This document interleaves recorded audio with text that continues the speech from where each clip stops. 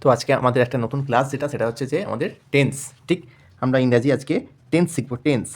Tense আমাদের ক প্রকার। টেন্স হচ্ছে যে আমাদের তিনটে কাল হয়, ভালো করে বলে দিচ্ছি তিনটে কাল হয়। সেটা কি কি আছে দেখো, একটা হচ্ছে পাস্ট টেন্স, এটা 1 নম্বর। 2 নম্বর হচ্ছে তোমার প্রেজেন্ট টেন্স। 3 নম্বর হচ্ছে তোমার ফিউচার টেন্স। ঠিক, ক্লিয়ার? দেখো একটা জিনিস ভালো করে বুঝো, আমাদের হচ্ছে তিনটে কাল। পাস্ট টেন্স মানে হচ্ছে যেটা ঘটে গেছে। প্রেজেন্ট টেন্স মানে হচ্ছে যেটা এখন বর্তমানে চলছে, এবং ফিউচার টেন্স মানে হচ্ছে যেটা তোমার ভবিষ্যৎকালে হবে। ঠিক, তো এই তিনটে টেন্সের আবার 4টে করে সাবপার্ট আছে। কি কি সেই সাবপার্টগুলো? তো চলো দেখে নেওয়া যাক একটু। দেখো আমি পাস্ট একটাই বলি। দেখো পাস্টের সাবপার্ট হচ্ছে পাস্ট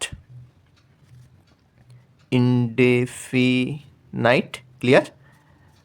সেকেন্ড সাবপার্ট হচ্ছে পাস্ট কন্টিনিউয়াস। থার্ড সাবপার্ট হচ্ছে পাস্ট পারফেক্ট,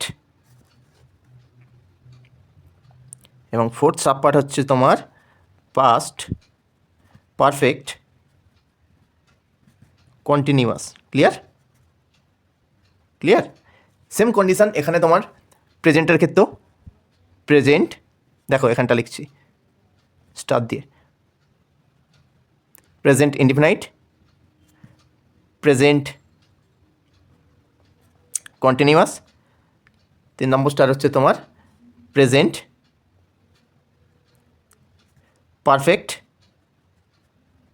এবং 4 নম্বর সাবপার্ট হচ্ছে তোমার প্রেজেন্ট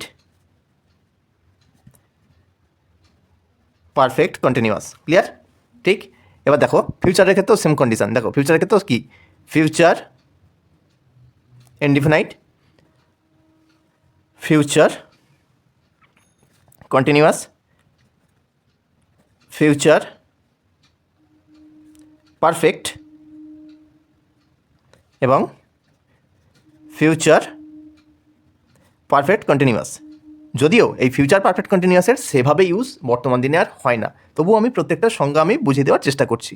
দেখো এই একটা পার্ট, এই একটা পার্ট,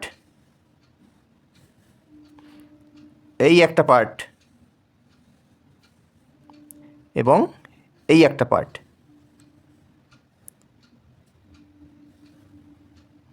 ক্লিয়ার? ঠিক আছে, এই হচ্ছে 4টে পার্ট আমার।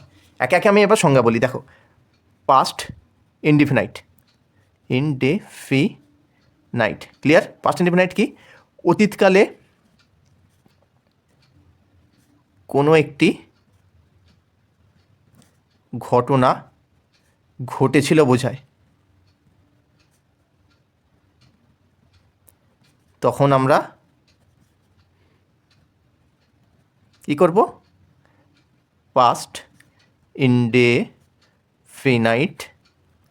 টেন্স করব। ঠিক, ক্লিয়ার? একটুখানি একটা উদাহরণ দিই, উদাহরণ দিলে পরিষ্কার হবে বিষয়টা। এক্সাম্পল, রাম খেয়েছিল। ঠিক, তাহলে এর ট্রান্সলেশন কী হবে, রাম এট। ইট হচ্ছে ভার্বের প্রেজেন্ট ফর্ম। এট মানে হচ্ছে খাওয়া, ইট মানে হচ্ছে খাওয়া। এটিই হচ্ছে ভার্বের সেকেন্ড ফর্ম বা পাস্ট ফর্ম ভার্বের খেয়েছিল। আর ইটেন মানে হচ্ছে ভার্বের পাস্ট পার্টিসিপল ফর্ম বা ভিত্রি ফর্ম। ক্লিয়ার? আমরা সবিস্তরে এই বিষয়ে পরবর্তীকালে একটা ভিডিও এনে বিষয়টাকে আরও ক্ল্যারিফাই করার চেষ্টা করব। ঠিক, তো দেখো এটা হচ্ছে পাস্ট ইনডিফিনাইট। এবার দেখো তাহলে প্রেজেন্ট ইনডিফিনাইটটা কী হবে? প্রেজেন্ট ইনডিফিনাইট কী হবে, বর্তমানে কোনো কাজ হয় বা চিরসত্য বোঝালে তখন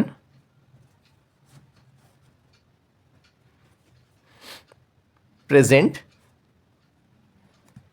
ইনডেফিনাইট টেন্স ব্যবহার করব। ঠিক, এক্সাম্পল দেখো, রাম খায়। তাহলে কী হবে ট্রান্সলেশন, রাম ইটস। রাম যেহেতু থার্ড পার্সন সিঙ্গুলার নাম্বার, তাই ভার্বের সঙ্গে এস বাই এস যুক্ত হয়েছে। ঠিক, এবার দেখো, সূর্য পূর্ব দিকে ওঠে, এটা চিরসত্য। তাই আমরা এটা কি করব, প্রেজেন্ট ইনডিফিনাইট টেন্সে ফেলবো। ঠিক, the sun rises in the east. Clear? যেহেতু সান হচ্ছে আমার থার্ড পার্সন সিঙ্গুলার নাম্বার, তাই ভার্বের সঙ্গে এখানে আমার এস বাই এস যুক্ত হয়েছে। ক্লিয়ার? এবার দেখো ফিউচার ইনডিফিনাইট। ফিউচার ইনডিফিনাইট কাকে বলবো? ভবিষ্যতে যখন কোনো কাজ হবে বোঝায়, তখন আমরা ফিউচার ইনডিফিনাইট ব্যবহার করব। ঠিক? ক্লিয়ার? এবার দেখো আমরা তাহলে কি উদাহরণ ইউজ করব?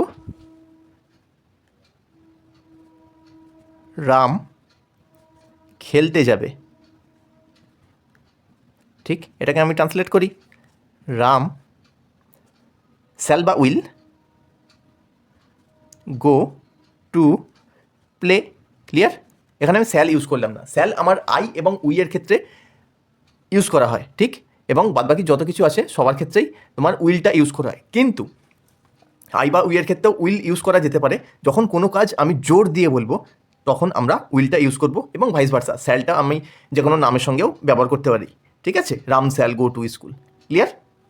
তো পাস্ট ইনডিফিনাইট, প্রেজেন্ট ইনডিফিনাইট এবং ফিউচার ইনডিফিনাইট সম্বন্ধে একটা মোটামুটি আইডিয়া পাওয়া গেল আশা করি। তো এইটাকে ভালো করে তোমরা একটু স্টাডি করে নাও। স্টাডি করে নেওয়ার পরে আমি আবার পরের পার্টগুলোকে নিয়ে আসবো। ঠিক?